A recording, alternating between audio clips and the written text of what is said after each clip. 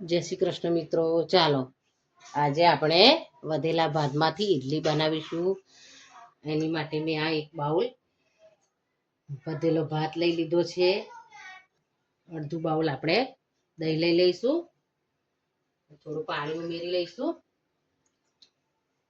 અને આપણે એને ગ્રાઇન્ડ કરી લઈશું. હવે આપણે બેટરને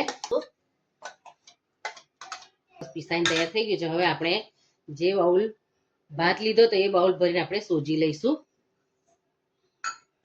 અને એને બરાબર મિક્સ કરી લઈશું. આપણે પાણી ઉમેરીશું અંદર આ રીતે અને મિક્સ કરી લઈશું બરાબર. સરસ એનું બેટર આપણે તૈયાર કરી લઈશું. થોડું પાણી હજી ઉમેરીશું આપણે.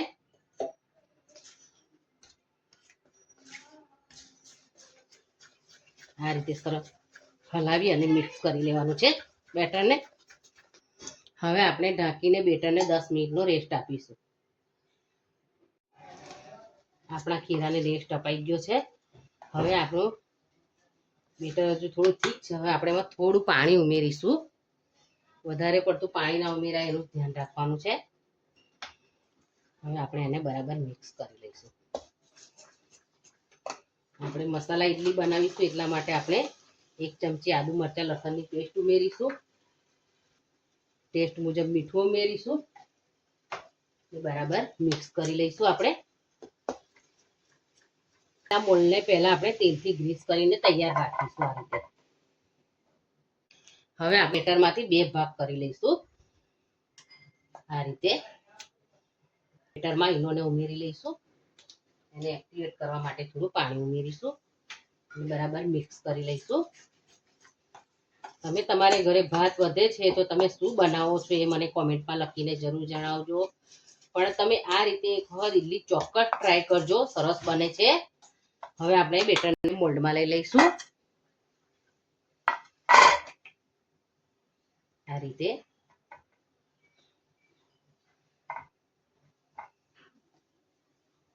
ભાત વધે તો આ રીતે આપણે ઇડલી બનાવી દઈએ તો પછી કોપરાની ચટણી સાથે ખાઈ શકીએ છીએ અને આપણો ભાત પણ વપરાઈ જશે, ખબર પણ નહીં પડે. આ રીતે આપણે બધા મોલ્ડ ભરી લેવાના છે. મોલ્ડ ભરાઈ ગયું છે. હવે આપણે સ્ટીમરમાં લઈ લઈશું. આપણે આ રીતે પહેલેથી સ્ટીમ કરેલા વાસણમાં આ રીતે ઇડલીને મૂકી અને 10 થી 15 મિનિટ માટે આપણે એને થવા દેવાની છે. કરી લે કે આપણી ઇડલી તૈયાર થઈ ગઈ છે કે નહીં.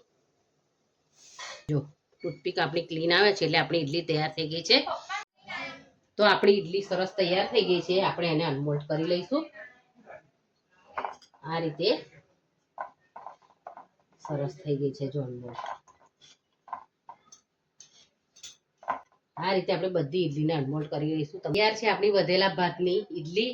તમે જોઈ શકો છો કેવી સરસ એકદમ પોચી બની છે, સ્પોન્જી એકદમ. તમે એક વખત ચોક્કસ ટ્રાય કરજો અને બાળકોને આપજો. તમે બપોરના ભાત હોય તો રાત્રે બનાવીને ડિનરમાં પણ લઈ શકો છો અને રાતના ભાત હોય તો સવારે નાસ્તામાં પણ લઈ શકો છો.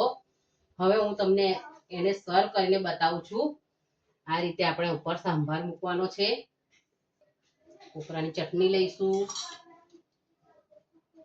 અને પોળી મસાલો લઈશું. તો તૈયાર છે આપણી લેફ્ટ ઓવર રાઈસની ઇડલી. તમે ચોક્કસ એક વખત મારી રીતે ટ્રાય કરજો.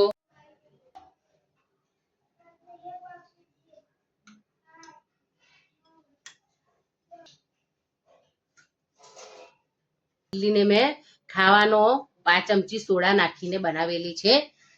તો તમે જોઈ શકો છો સોડા નાખીને પણ ઇડલી કેટલી સરસ પોચી અને સ્પોન્જી બને છે. તમારી પાસે ઈનો અવેલેબલ ના હોય તો તમે સોડા નાખીને પણ બનાવી શકો છો. ખાવાના સોડાને સાજીના ફૂલ પણ કહે છે, એટલે તમે એ નાખીને પણ ઇડલી બનાવી શકો છો. ખૂબ જ સરસ બને છે. તમે જોઈ શકો છો કેટલી ફાઇન બની છે. તો ચોક્કસ તમે આ રીતે ઇડલી બનાવવાનો ટ્રાય કરજો. Thank you.